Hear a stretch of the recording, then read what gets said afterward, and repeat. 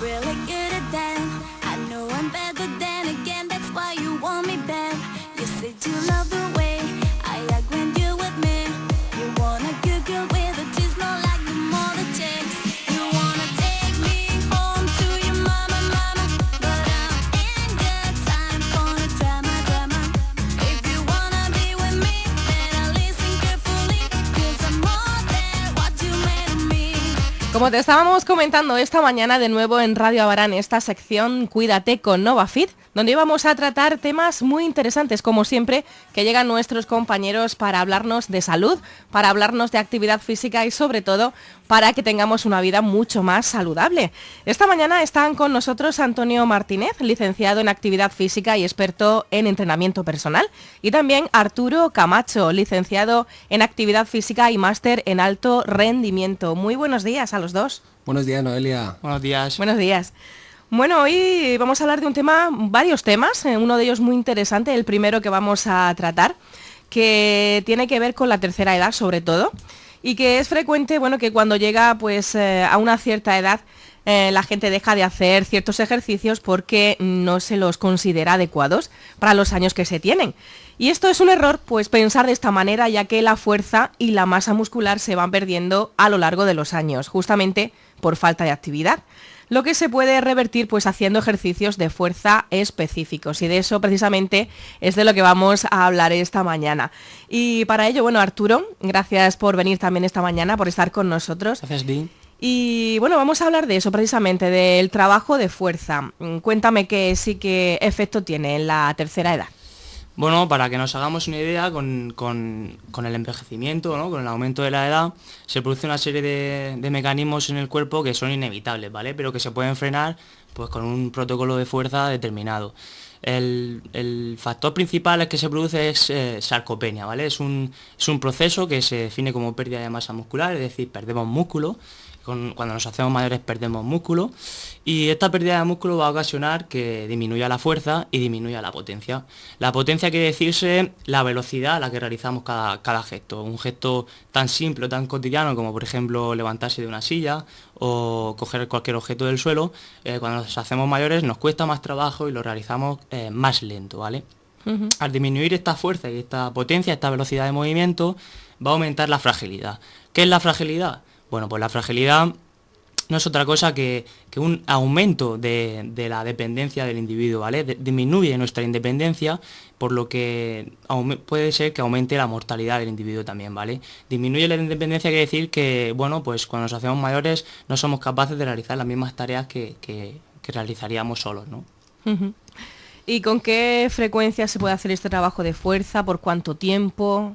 Bueno, el American College School Medicine recomienda siempre variedad de ejercicios, recomienda que sean unas 3 veces por semana, uh-huh. Ejercicios de fuerza con variaciones en la intensidad, variaciones en las repeticiones, pero hay que tener variedad en los ejercicios, ¿vale? Tanto fuerza como resistencia, hacer hincapié en el equilibrio y la flexibilidad para mejorar, pues bueno, para disminuir ese posible riesgo de caídas, que es muy importante en personas con edad avanzada, ya que una caída puede ocasionar una fractura en la cadera, etcétera, ¿vale? Puede ocasionar dificultades mayores que si no se hiciera ejercicio. Uh-huh. Pues de eso precisamente te iba yo a preguntar, porque en adultos así ya de edad avanzada pues hay más riesgos de sufrir Exacto. Caídas. ¿De qué manera se pueden prevenir? Bueno, a ver, depende del tipo de sujeto, ¿no? Si te viene una persona mayor que no ha hecho actividad física nunca y tú le administras un protocolo de entrenamiento de resistencia, por ejemplo, andar o bicicleta estática, etcétera, pues el riesgo de caídas es muy alto, ¿no? Por lo tanto, lo que yo haría en primer lugar, si tienes un cliente en edad avanzada, sería aplicar un entrenamiento de fuerza, ¿vale? Uh-huh. Con este método de entrenamiento de fuerza vas a conseguir que la persona gane fuerza muscular, que realice los movimientos más rápido, por lo tanto va a disminuir ese riesgo de caídas. Y ya después, cuando el sujeto tenga un cierto nivel de fuerza o una serie de adaptaciones que se producen con el entrenamiento, pues aplicarle ya metodologías de resistencia, andar un poquito más rápido, bicicleta estática, etcétera. Porque por lo que cuentas, no solo es la edad, sino también el sedentarismo, ¿no? Totalmente. Es el estilo de vida que haya llevado a lo largo bueno, pues de su vida, ¿no? Eso va a marcar profundamente cómo llegue al envejecimiento. Muy bien. Bueno, pues la población, como sabemos, cada vez es más longeva, ¿no? Vive más años. ¿Qué puede provocar esto en relación, pues, al gasto sanitario? Bueno, como bien has dicho, la población cada vez está más envejecida, es mayor de 65 años, básicamente a tres factores. El primer factor fue la invención de la penicilina, ¿no? La medicación ha sido un avance importantísimo en la sociedad actual. Otro factor muy importante es la invención de las vacunas, que nos previenen de multitud de enfermedades, etcétera. Y por último, la desinfección de microorganismos, ¿vale? No olvidemos que nuestro cuerpo, nuestras manos, los objetos que nos rodean están llenos de microorganismos, de bacterias. Y hace décadas, hace cientos de años, cuando se realizaba, por ejemplo, una operación, pues bueno, no había control de estos microorganismos, ¿vale? Actualmente, pues hay multitud de barreras, como bueno, pues los trajes, la mascarilla, guantes, etcétera, el lavado de manos que se realizan, y eso antiguamente no se producía, por lo que muchas veces el paciente no moría por la operación en sí, sino por la infección que se provocaba, ¿no? Pues estos factores, la invención de la penicilina, las mejoras en las vacunas, la desinfección de microorganismos, ha provocado que la población viva más. Mejoras alimentarias también, somos capaces de acceder a cualquier tipo de alimento. No sé si bueno en sentido de saludable, pero somos capaces de poder comprar cualquier tipo de alimento.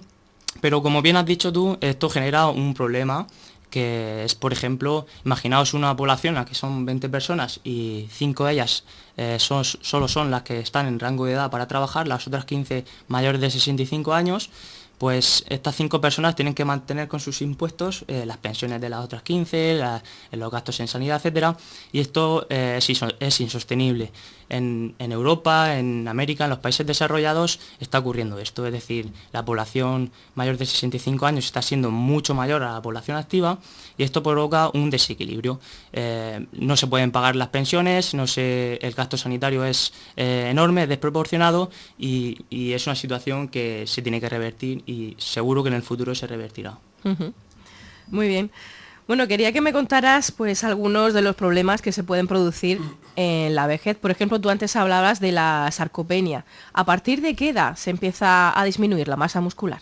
Bueno, a partir de los 30 años empieza a disminuir la masa muscular un 1%. ¿Vale? Entonces no hay que esperar a la tercera edad, ¿eh? Es un dato insignificante, prácticamente un 1%, y más si somos individuos activos, si realizamos ejercicio, etcétera, pero ya está ahí, ¿no? Entonces, cuando una persona no realiza ningún tipo de ejercicio físico, como es el caso de mucha gente, a los 30 años, cada década se pierde un 1%, ¿vale?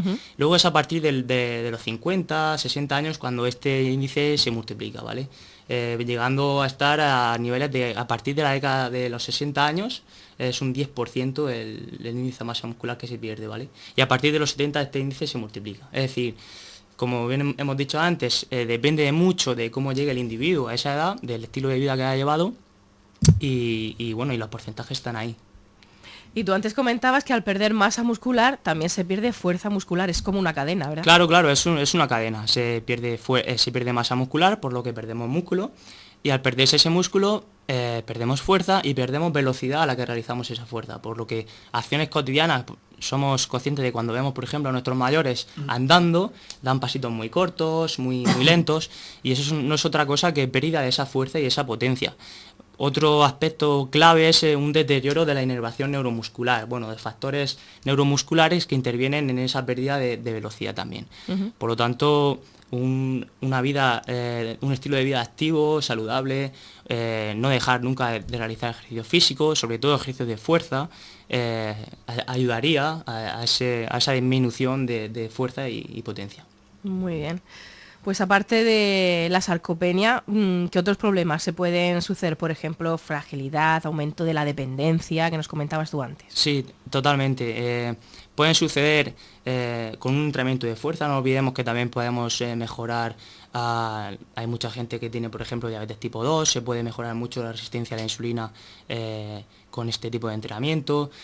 Individuos hipertensos, también se puede mejorar mucho la hipertensión arterial con un entrenamiento de fuerza. Se puede mejorar el perfil lipídico, es decir, el colesterol, etcétera. Multitud de enfermedades o de riesgos cardiovasculares que se podrían mejorar con un protocolo de entrenamiento y que los médicos normalmente te suelen dar una pastilla, una medicación, y la gente mayor no sabe que tiene otro método más eficaz y menos costoso para el Estado, por ejemplo. Más eficaz, bueno, no quiere decir que sea más eficaz un entrenamiento que una medicación, pero te estás ahorrando un dinero, te estás ahorrando, etcétera, ¿no? Y encima estás practicando algo saludable. Y vas a tener el mismo objetivo, la misma finalidad, ¿vale? Por ejemplo, disminuir el colesterol o disminuir la hipertensión arterial, etcétera, ¿no? Y es menos dañino también para el cuerpo, ¿no? Exactamente, totalmente. Muy bien. Bueno, cuéntame, ¿a qué le llamamos calidad muscular? ¿Qué es la calidad muscular? Sí, es un factor importantísimo. Se describe como la capacidad del músculo, sería como la capacidad del músculo para funcionar, ¿vale? Ajá. Es la capacidad que tenemos para realizar acciones. Más científicamente se podría describir como la funcionalidad fisiológica que tiene el tejido muscular. Se evalúa como lo que estamos hablando, esa cantidad de fuerza o potencia que podemos realizar. Por lo tanto, si una persona es capaz de realizar un movimiento a una determinada velocidad o con una determinada fuerza, tendrá una calidad muscular mayor o menor dependiendo de esta fuerza o de esta potencia. Muy bien. Nos estás hablando esta mañana de entrenamientos de fuerza, de ejercicio físico. Cuéntame qué tipos de ejercicios son aconsejables para estas edades. Vale, como hemos comentado antes, podemos realizar entrenamiento de fuerza, podemos realizar entrenamiento de resistencia, de flexibilidad, de equilibrio. Todo esto habría que combinarlo para mejorar al individuo, ¿vale? Pero hay que hacerlo con sentido, ¿vale? No podemos administrar un protocolo de fuerza a una persona que no ha hecho deporte nunca y administrar unas cargas muy elevadas. Por lo tanto, hay que hacerlo con cabeza y hay que recurrir a los profesionales del deporte, ¿vale? Podemos realizar, como ya he dicho, resistencia aeróbica, un poquito de andar. No olvidemos que hay gente mayor que corre, ¿vale? O sea, corre más lenta, ¿vale? Pero hay gente mayor que corre. Hay olimpiadas que se celebran para gente de tercera edad. O sea, que cumplamos años no quiere decir que disminuya nuestra capacidad de realizar actividad o que no podamos. Al revés, hay que plantearse metas y hay que cumplir objetivos. Yo tengo por aquí apuntado ejercicios como las sentadillas, ejercicios de piernas y de brazos, de glúteos. Sí, totalmente. Siempre que trabajemos de forma segura, la técnica, con un experto observando y corrigiendo, no hay ningún ejercicio contraindicado, ¿vale? Hay que controlar, por ejemplo, si es un individuo hipertenso, hay que controlar los ejercicios de fuerza, porque bueno, pues puede ser peor el remedio que la enfermedad, ¿vale? Pero por eso digo que siempre con un experto y con alguien vigilando y corrigiendo técnicas, etcétera, y aplicando un correcto protocolo, se puede realizar cualquier tipo de ejercicio. Sentadillas, como has dicho, es un ejercicio muy bueno, ¿vale? Va a fortalecer mucho el tren inferior y bueno, hay muchos estudios que indican que solo trabajando grupos musculares grandes, como en el caso de las piernas, cuádriceps, etcétera, va a repercutir positivamente en el resto del cuerpo, ¿vale? Bueno, ¿qué protocolos se deben de seguir para realizar estos ejercicios? Vale, pues por ejemplo, como he comentado antes, el ACSM, ¿vale? Recomienda un porcentaje de un 70 o 90% del ERM. El ERM, para que nos hagamos una idea, sería la repetición máxima que puede realizar cada individuo, pues esto se rondaría este 70 o 90%. No olvidemos que, por ejemplo, para una persona mayor, levantarse de una silla puede ser un grado de fuerza brutal, ¿vale? Puede ser su 1RM, su fuerza máxima, ¿no? Por lo tanto, no quiere decir que en un gimnasio trabajemos con cargas súper elevadas. Este 70-90% es relativo, ¿vale? 3 veces por semana sería ideal, dependiendo de la intensidad, dependiendo del tipo de ejercicio. Son multitud de variables que hay que encajar en una especie de puzzle y que los profesionales de deporte debemos de saber de manejar, ¿vale? Claro, porque como tú dices, son ejercicios personalizados dependiendo de cada persona, de la Totalmente. actividad que haya realizado. Claro, depende mucho de los factores de riesgo que pueda tener esa persona, si tiene colesterol, si tiene obesidad, si no ha realizado ejercicio físico nunca, si tiene, perdón, si tiene riesgos de enfermedades coronarias, etcétera. Entonces son multitud de variables que debemos de conocer y debemos de saber encajar en el mosaico, pero que bueno, que no limitan al individuo a realizar deporte, al revés. Los médicos muchas veces, como he comentado antes, bueno, ellos recetan medicación y muchas veces es preferible un poco de actividad física dependiendo del sujeto para disminuir esa dolencia o esa enfermedad. Muy bien. ¿Y qué me puedes contar de la relación fuerza versus resistencia? Bueno, en las corrientes de investigación actuales está muy de moda qué es mejor, ¿no? ¿Qué es mejor, un entrenamiento de fuerza o un entrenamiento de resistencia para la tercera edad?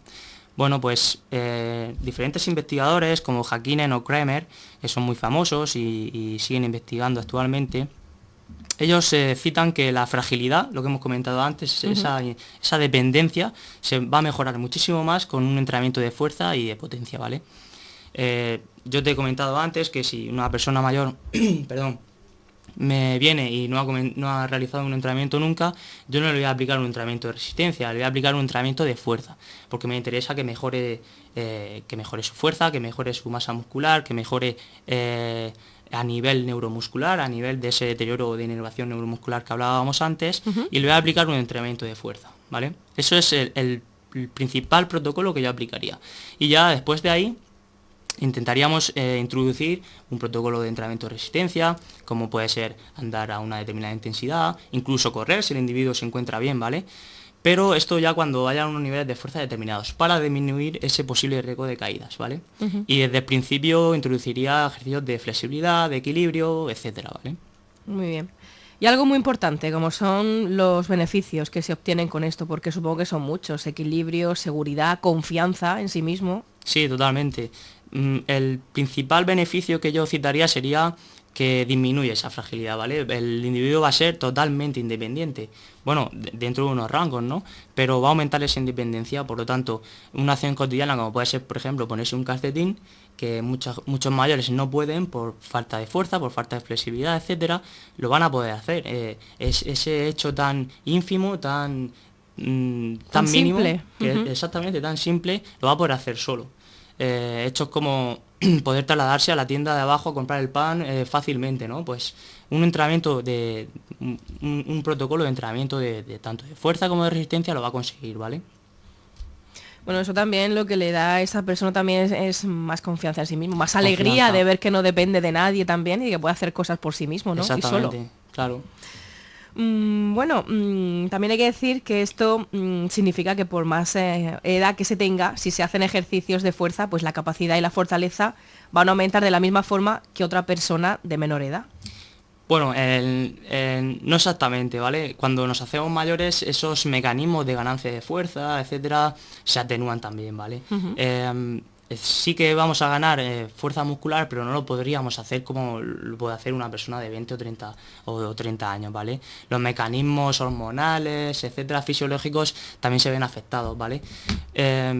Pero eso no quiere decir que no se tenga que hacer, ¿vale?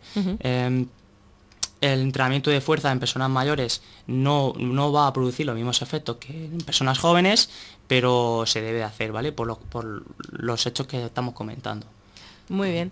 Bueno, antes de terminar con este tema de hoy, me gustaría que me hicieras pues un pequeño resumen, qué conclusiones podemos sacar en cuanto a lo que tú comentabas, el ahorro del sistema sanitario, los ejercicios antes que la medicación, la independencia de los ancianos, etcétera. Sí, bueno, fundamentalmente tenemos que saber en qué condición va a llegar el anciano, en qué condiciones llega a su vejez, es decir, cuál ha sido su calidad de vida, su estilo de vida, si ha sido saludable, si ha sido sedentario o si ha sido físicamente activo. Por ejemplo, dos sujetos, ¿no? Un sujeto sedentario que no ha realizado ejercicio físico y por lo tanto tiene diferentes riesgos. Tiene obesidad, tiene colesterol, tiene diabetes, tiene hipertensión, y otro sujeto que ha sido relativamente activo a lo largo de su vida y que solo posee dos factores de riesgo, colesterol e hipertensión, ¿no? Por ejemplo, pues el sujeto sedentario va a ocasionar, por ejemplo, un gasto al sanitario impresionante, ¿vale? Asistir al médico para las revisiones del endocrino por la diabetes tipo 2, asistir al médico para que te dé la medicación para reducir el colesterol, asistir al médico para que te controle la tensión, etcétera. Pues este sujeto va a llegar a una etapa de la vida en la que va a llegar su fragilidad muchísimo antes que la del sujeto físicamente activo, ¿vale? Si los dos sujetos, imaginemos, mueren a la misma edad, 85 años, imaginemos, el sujeto físicamente activo va a llegar casi al último año siendo totalmente dependiente, mientras que el sujeto sedentario seguramente tenga multitud de años en los que tenga problemas para bajar las escaleras, tenga problemas para subirlas, tenga problemas para bajar a la tienda a comprar cualquier cosa, etcétera. Por lo tanto, fundamental en las condiciones en las que lleguemos a la etapa de la vejez, ¿vale? El objetivo de la realización de actividad física es mejorar la calidad de vida de nosotros, ¿vale? Y en especial en los adultos mayores es mejorar esa independencia. La independencia es fundamental. Muy bien, y como frase final, ¿qué te parece si decimos que el estilo de vida saludable suma años a nuestra vida y pone vida a nuestros años? Totalmente de acuerdo, perfecto. ¿Verdad que sí? Sí. Bueno, pues Arturo, gracias por tratar este tema tan interesante. Espero que haya servido como consejos saludables para la gente que nos escucha cada mañana, que seguro que sí, que les has dado, yo creo que... Muchas gracias a vosotros. Un impulso, ¿no? Un aire fresco esta mañana para que sepan lo que se debe de hacer para que tengan pues su vejez pues más saludable todavía si cabe. Gracias. Bueno, otro tema que vamos a tratar esta mañana y que también preocupa muchísimo, ¿verdad, Antonio? Son los kilos que hemos podido ganar este verano. Yo creo que a todos nos lleva de cabeza, ¿no? Noelia, está la gente muy nerviosa, ¿eh? Es que es un tema peleagudo, ¿no? Bueno, yo creo que es una época cuando, yo creo que sobre todo ya la gente se mentaliza cuando terminan las fiestas de septiembre, ¿no? Digámoslo así. Aquí en Abarán el verano termina cuando tiran la traca. La traca final. Y luego vienen los madre mía, incluso a veces pues también se llegan a cometer errores e imprudencias. ¿Cómo podemos subsanar esto? ¿Qué podemos hacer con esos kilos? Lo más importante de todo, que no cunda el pánico, ¿vale? Las cosas hay que verlas, hay que estudiarlas y hay que empezar con buen pie, ¿de acuerdo? Uh-huh. Si se hace todo deprisa y corriendo, lo único que va a ocurrir es que el final del objetivo no va a ser el esperado, el que realmente quieres. Bueno, pues como yo siempre recomiendo, tienes que acudir a un profesional. Pero bueno, todo el mundo no puede permitirse el lujo de acudir a un profesional y hacer actividad física. No solo tiene que ser en centros especializados, pero quizás si necesitas una serie de recomendaciones, una serie de directrices, ya que todo el mundo no posee los conocimientos necesarios para llevar a cabo cualquier actividad. Lo primordial ante todo es cambiar el estilo de vida que has tenido hasta ahora. Uh-huh. Es cierto que en verano, pues bueno, pues quizá el clima, la gente te invita más a tener otro tipo de línea en tu dieta, en tu ejercicio físico. Siempre hay más comida, siempre hay más reuniones familiares y más reuniones entre amigos. Y como las reuniones entre amigos y entre la familia no sabemos hacerlas si no hay comida y bebida por delante, pues esto es lo que está ocurriendo. Nos cambian los hábitos, ¿verdad? Efectivamente, hay que cambiar los hábitos sin duda alguna. Hay que empezar a mantener una dieta saludable. Uh-huh. Lo que siempre hablamos, ¿no? Esa dieta que no hay que comer menos, que no hay que dejar de cenar, que es algo que todo el mundo piensa, no, esta noche es que me voy a comer solo un yogur. Sí. Bueno, vale, está bien, pero es que a lo mejor no has hecho el aporte nutricional suficiente a lo largo del día.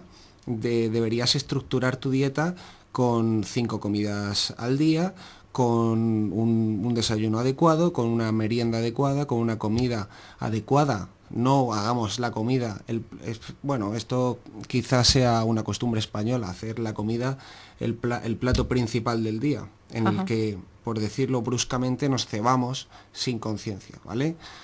Comer verdura, una ensalada antes de tu plato principal, y el plato principal no comernos en un plato tipo fuente, sino en un plato tipo postre, ¿vale? Hemos comido verdura.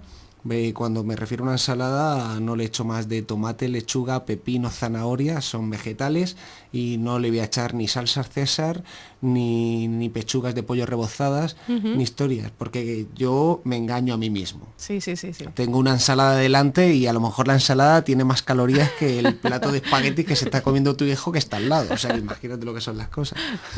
Y el plato que viene detrás, que es el plato principal, pues no comer cantidad en exceso. Aportar una merienda para no llegar a la cena con un hambre voraz, ¿vale? La merienda siempre puedes añadir una pieza de fruta, siempre puedes añadir algo de proteína, como puede ser el queso de Burgos, la pechuga de pavo, ¿vale? Y llegar a la cena con esa verdura, que podemos comer cantidades ingentes, Sí, camiones sí. industriales si queremos, porque nunca vas a engordar. Y luego una carne a la plancha, una proteína. Lo que pasa que hay muchas formas de hacer las carnes a la plancha, hay gente que le echa mucho aceite a esa sartén, y con una cucharada de aceite mínima es más que suficiente. Lo que pasa que siempre tenemos las sartenes un poco viejas en casa, y eso significa que eso da miedo, ¿eh? Pero bueno, hay que mantener una dieta equilibrada e intentar erradicar el exceso del fin de semana, ¿vale? Por nuestra costumbre española, y en bueno, pues vamos a hablar de Abarán, ¿por qué no? Vivimos aquí. Sí, sí. Y ya que esto es Radio Abarán, aquí es cierto que los fines de semana, clean, cambio de chip, y vamos a cenar, y vamos a tomar café, y luego me voy a tomar yo mi copa porque me apetece. Pues este verano lo hemos hecho todos los fines de semana. Bueno, pues ¿por qué no ahora te planteas tirarte una temporada en el dique seco, por decirlo de alguna manera? Que tu cuerpo empiece a desintoxicarse de todas las sustancias que has consumido en exceso, como Ajá. puede ser el alcohol, como puede ser todo ese tipo de cosas. Y beber mucha agua. Tenemos que limpiarnos los filtros del cuerpo. Realmente eso lo vemos en el aparato del aire acondicionado. Si no limpiamos el filtro, cuando lo sacamos, parece que ya ni tira aire ni nada. Pues pasa lo mismo con nuestro hígado, con nuestros riñones, ¿de acuerdo? Con nuestros pulmones. Si tenemos los filtros sucios, vamos por el mal camino en ese sentido. Y luego, a la dieta se le añade la actividad física, ¿de acuerdo? Lo que hemos hablado, no tenemos que ir a un centro especializado, pero tenemos que saber qué hacer. El primer paso que sí coge todo el mundo es, bueno, es que he salido a andar, ¿vale? Ya empiezo a andar, la temporada de andar, ya me junto con los 2-3 amigos, 2-3 amigas, y andar. ¿Cómo se anda? Es muy importante saber cómo se anda, para que esto repercuta de forma positiva en tu composición corporal. El paseo no es válido. Tenemos una recta maravillosa que va desde la Cuesta del Molino hasta el kiosco de Pepe, ¿vale? Podríamos decir que son aproximadamente 2 kilómetros, y no lo hagas por carretera, lo pones en la naturaleza, pero si es de noche, bueno, pues en fin. Andar paseando no es válido, porque no vas a conseguir nada. Tienes que coger un ritmo alto, ¿vale? Un ritmo muy elevado. Y si coges subida, muchísimo mejor. Mira si tenemos sierra para subir, ¿vale? Sí, sí, o sea, sí. yo animo a todo el mundo que quiera hacer actividad física que lo haga con esta metodología, ¿vale? Y luego, si puedo unir un entrenamiento de fuerza a mi actividad aeróbica, que es lo que he hecho andando, pues mejor que mejor, ¿vale? Un trabajo de la musculatura del tronco y un trabajo de los grupos musculares grandes, ¿vale? Que es lo que ha hablado Arturo antes, por ejemplo, el tren inferior, cuando se trabajan los cuádriceps. El cuádriceps, pues ya su propio nombre indica que tiene 4 músculos. Son grupos musculares poliarticulares que mueven varias articulaciones, y que cuando se mueven y se ejercitan, el gasto energético es muy grande, porque movilizas mucha masa muscular dentro del cuerpo. Eso también ocurre con la musculatura posterior del cuerpo, como puede ser la espalda, el dorsal, que lo conocemos todos, o la musculatura anterior, como puede ser el pectoral, que también lo conocemos todos. Ahí sí que es cierto que debería haber un profesional guiándote en las pautas de trabajo, ¿de acuerdo? Pero bueno, siempre tenemos algún conocido que entiende un poquito. Yo estoy dando, bueno, consejos en el caso de que, lo que hemos hablado antes, de que yo no puedo permitir a lo mejor apuntarme a ningún lado. El trabajo muscular es esencial para la pérdida de peso, ¿vale? El aumento muscular aumenta el metabolismo basal. Mis músculos yo les daba de comer antes, eran pequeñitos, y mi cuerpo tenía que gastar energía para que ellos comieran, porque tienen que vivir. Ahora son mucho más grandes, han crecido, joder, pues el cuerpo tiene que coger más comida, más energía y dárselos para que vivan. Pues ese gasto energético que se produce para mantener tu musculatura viva, que es el metabolismo basal, en reposo, en tu casa, es mayor, es elevado, porque ha crecido la musculatura y estamos perdiendo más calorías. O sea, la gente que está musculada no gana tanta... Bueno, podríamos decir que tiene un gasto calórico mayor que una persona que no está tan musculada. Pues hay que seguir estas pautas, hay que meter actividad física y cambiar la dieta. Lo importante es la concienciación, el tema que hemos hablado antes es espectacular. Lo que pasa que esto va muy en función de la zona en la que nos encontramos. Nuestros mayores han tenido una vida, podríamos decir que complicada, por el tema de que han tenido que trabajar muchísimo, de que eran muy pequeños, son bastante activos, sobre todo por esta zona, porque son agricultores, en el almacén se ha trabajado mucho, sobre todo nuestros abuelos, ¿vale? Ahora seguimos, pero eso ha bajado bastante. Sí. Y pues realmente han tenido una vida bastante activa. Lo que pasa que las lesiones afloran mucho porque no sabíamos la higiene postural adecuada para realizar todos los trabajos. Pero una vez que han terminado su vida laboral, ellos consideran que esto se ha acabado, en el sentido que ahora me toca descansar. Y ahí estamos los hijos o los nietos para invitar a los abuelos a que bueno, pues tomen una decisión importante y den el paso hacia adelante a mejorar su calidad de vida. Por eso es importante la concienciación social, ya no en el tema de perder peso cuando termina el verano, sino en el tema que hablábamos antes, un poquito de educación en cuanto a todo este tipo de temas. Sí, porque luego llega la Navidad y tenemos el mismo problema cuando pasa la Navidad. Por eso tenemos que hacer bloques de 3 meses antes de las celebraciones importantes. Pero como nosotros no buscamos excusas entre celebración importante y celebración importante, siempre tenemos el cumpleaños de fulanito y de menganito. Sí. Pues hay que tener un poco de fuerza de voluntad y bueno, como yo le decía el otro día a una persona que vino al centro, pues a pedirme consulta, a ver cómo podía solucionar el problema del sobrepeso, y le comenté que en sí que la fuerza de voluntad era primordial, que yo comprendía que a lo mejor tu vida laboral o los eventos que tenías cercanos te importaban mucho, pero si yo me tengo que ir a la comida familiar y el asado en el horno lo veo maravillosamente bien, esa piel tostada, ese muslo jugoso, y me tengo que comer una ensalada de lechuga, pues ahí estoy yo para dar el callo, ¿eh? Eso es lo que marca la diferencia entre el que consigue los objetivos y el que no los consigue. Exactamente. Y algo también muy típico que tú antes comentabas, por ejemplo, que se oye mucho decir, pues de lunes a viernes me porto bien y el fin de semana, bueno. Claro, el fin de semana mi cuerpo es tonto y yo le engaño. Claro. Pues nada, pues ahí la has jorobado, macho. Si de lunes a viernes te portas súper bien y el fin de semana no te portas bien, no consigues fastidias. Objetivos. Claro. Pero que no los consigues, es que es curioso porque dices tú, pero ¿cómo es posible si he estado 5 días machacándome ahí a tope y solo 2 días a lo mejor he tenido algún acceso? Bueno, pues no los consigues, es así la cruda realidad. Claro, porque compensas una cosa con otra. De hecho, por ejemplo, hay una metodología que utilizan los culturistas, que ellos son muy obsesivos de la alimentación. Luego se presentan a competiciones que tienen que tener un porcentaje de masa grasa muy pequeño y eso va a marcar la diferencia entre que puedes ganar un campeonato o no. Es que después de muchos meses trabajando, manteniendo una alimentación perfecta, imagínate que te tiras 6 meses a pico y pala ahí de lunes a lunes, y a los 6 meses tu cuerpo ya ha cogido una dinámica de alimentación que ha memorizado y ha automatizado, ¿vale? Puedes engañar al cuerpo un día y ellos lo hacen mucho. Y es que se tiran luego, después de esos meses trabajados, se tiran 6 días a la semana trabajando igual y a lo mejor el domingo se pegan una comilona. Lo que hace el cuerpo no es absorber esas sustancias que no te has tomado. Considera que eso no es lo que tomas siempre, considera que es desecho y lo echa.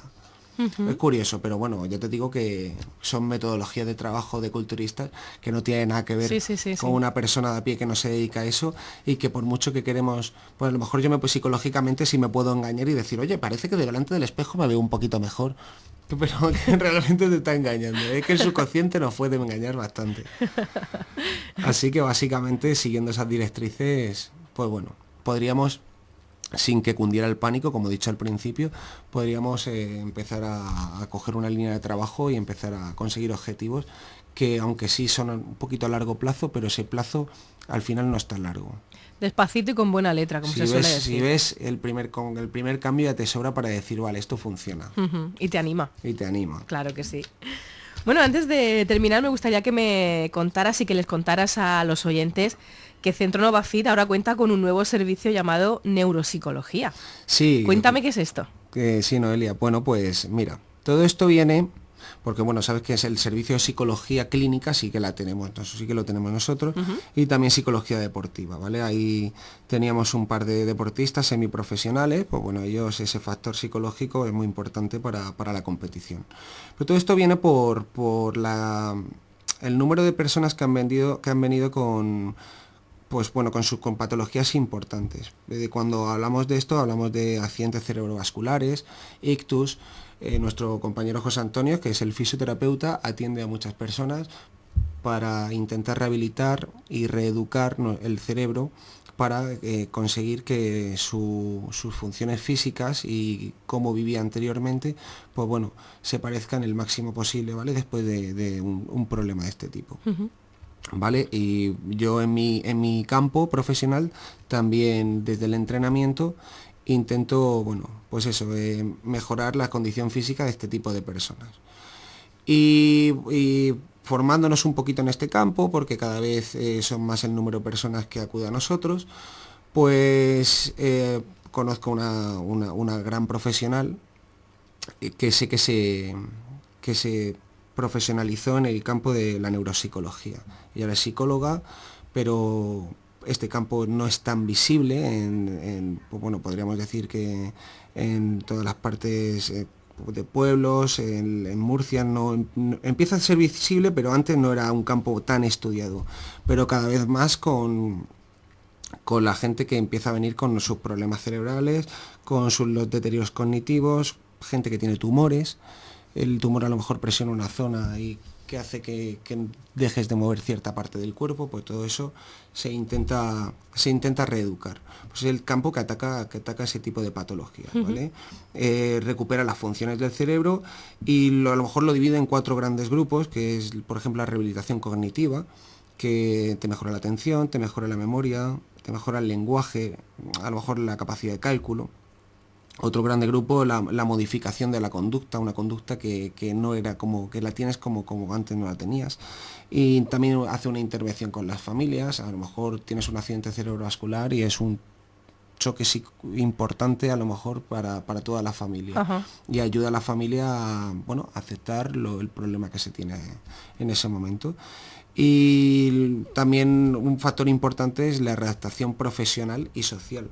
Tú piensas que una persona que tiene una patología de este tipo deja de ser como era antes, se aparta totalmente de la sociedad, sí, y deja de dedicarse a lo que se dedicaba. Pues desde la neuropsicología se trabaja este campo abordando las 4 corrientes que te he dicho, ¿vale? Con áreas de intervención como la memoria, la orientación, la atención, la función ejecutiva, la percepción, las praxias, el lenguaje, que también se puede ver alterado. Y bueno, nos parecía muy interesante poner este servicio para completar un poco todo el campo de trabajo, desde la fisioterapia, desde el entrenamiento personal, de la actividad física y desde el campo de la psicología. Yo creo que es más que esencial.